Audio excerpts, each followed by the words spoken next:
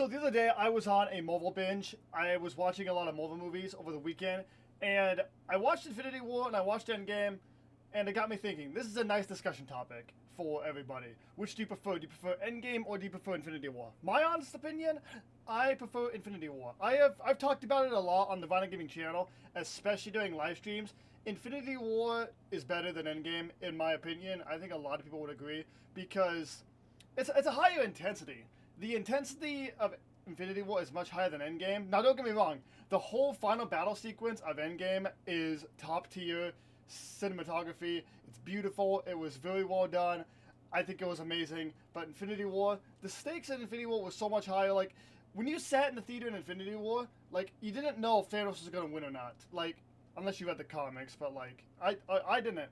I thought maybe the Avengers would pull it off. In Endgame, you obviously know the Avengers are gonna win. You know that, like, the Avengers are gonna win regardless. Like, it's just Infinity War didn't really have that for me. Like in Infinity War, there were higher stakes. Like throughout the whole movie, there was this big thing. There's this big Thanos is coming. He's coming to Earth. We have to get rid. We have to get the Soul Stone out of it, or the Mind Stone out of Vision. We have to do.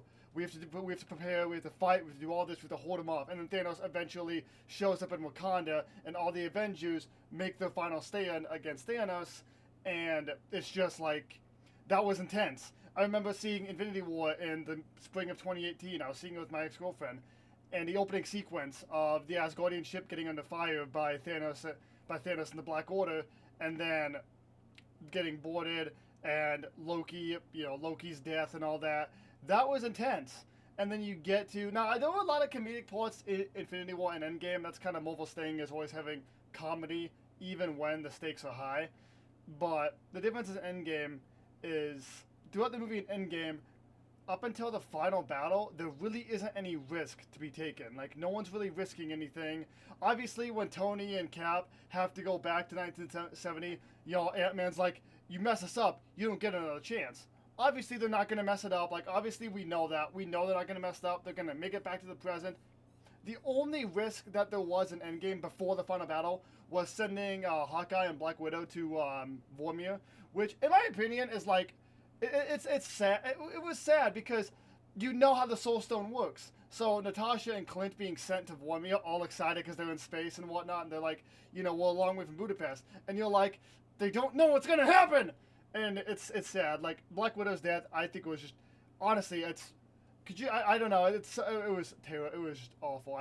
Not like bad in a bad like that. It was a bad part of the movie. Like it actually made me sad. And then all the Avengers, all the original five, original five, like grieving her is just depressing as hell. It is like just it's sad, and I just like that is the only other stake in Endgame besides the final battle. In Infinity War, you had all these different stakes. You had the Battle of New York with Spider-Man and Iron Man and Doctor Strange and Wong versus Ebony Maw and Cole Obsidian, and then you have Wanda and Vision in, I don't know actually where they're at. I think I'm pretty sure they're in Europe somewhere as far as I know. And they're fighting Proxima Midnight and Corvus Glaive, I think is the other guy's name.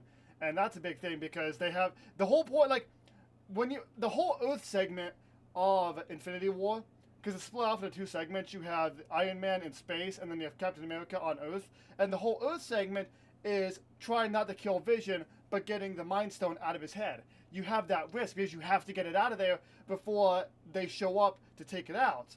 And that's the whole thing. There's the whole battle of Wakanda. There's the battle, Shuri is working, like, she's working, like, really hard because it's it's like, I think billions or trillions is one of those two numbers of neurons that go directly into the Mind Stone. I don't know why I keep saying Soul Stone, but the Mind Stone. And she's working, and the whole time she's doing that, there's a whole battle going on, and they're trying to hold them off, and you're sitting in the movie, she's working on it, and you're like, you can do this, come on, you can do it, and you're freaking out. Like, the first time I saw that, I'm like, she's gonna get it, like, she got it, we got it, come on. And then, obviously, the big thing is, Wanda goes down to the battlefield, and that's when she's, Proxima Midnight is like, take it, and Corvus Glaive shows up, and then, Vision saves Shuri from Corvus Glaive's wrath or whatever, and they fall out of the building, and then obviously Bruce Banner's like, guys, Vision needs backup, and I'm like, okay, that thing about Hulk, I think I know for a fact I'm not the only one throughout that entirety of Infinity War that was just waiting for Hulk to bust out of the Hulkbuster armor. And evidently there is a deleted scene on that. There's a deleted scene where Hulk does burst out of the Hulkbuster armor while fighting Cold Obsidian a second time. And I wanted that so bad. I think a lot of us wanted to see Hulk bust out of it. Now, it was still a good movie. I still liked having Bruce Banner in the Hulkbuster armor. It was still cool. I loved it. But I so bad wanted to see Hulk. But you have the whole intensity, like the whole battle is trying to hold off the Black Order, and so they can get the soul of the Mind Stone out of Vision, and they're really close to succeeding. Now, if we go to the space segment of Infinity War, you know, Tony, Spider-Man, and the Guardians fighting Thanos on Titan, it's like they almost had it off. They almost had a gauntlet off, and Star-Lord couldn't keep it together. Now, people attacked Chris Pratt personally after that movie came out, and don't do that. Like, that's the whole point. Obviously, there wouldn't be a movie if Chris Pratt didn't, you know, if Star-Lord didn't have his freak out and did all that. It was all like bang, bang, bang, and, you know, they almost got it off. That's obviously why it was shot like that, to give the audience hope that they're going to get it off, and then, obviously, you know, they get it almost off, it's sliding off, and then, you know, Thanos comes out of his little trance and gets the gauntlet back on, and it's just, like, the whole Infinity War as a whole was intense.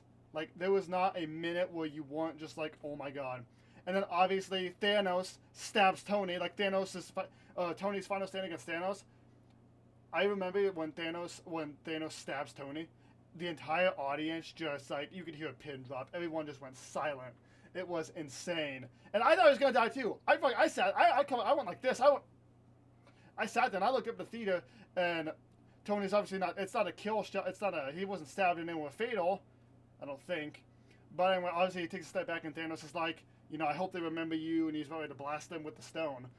But Doctor Strange is like, spare his life, I'll give you the stone and all that. And then obviously you're like, I don't want Tony to die, but don't give him the stone. And obviously, Thanos spares Tony and gets the stone. So now it goes back to Earth. And Thanos shows up on Earth, and everyone makes one final stand against Thanos. And Wanda actually ends up breaking. She blows up the Mind Stone, and, like, yeah, that's it. Well, like, hell fucking yeah.